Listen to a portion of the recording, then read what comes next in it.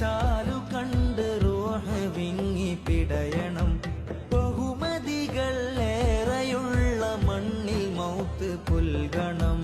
മനതാരിലെ വ്യാമോഹം മാത്രമോ ആദിനം, മനതാരിലെ വ്യാമോഹം മാത്രമോ ആദിനം. മനം നിറയെ പ്രണയിക്കാൻ കഴിയാത്തതാണോ കാരണം? എൻ മനം നിറയെ പ്രണയിക്കാൻ കഴിയാത്തതാണോ കാരണം?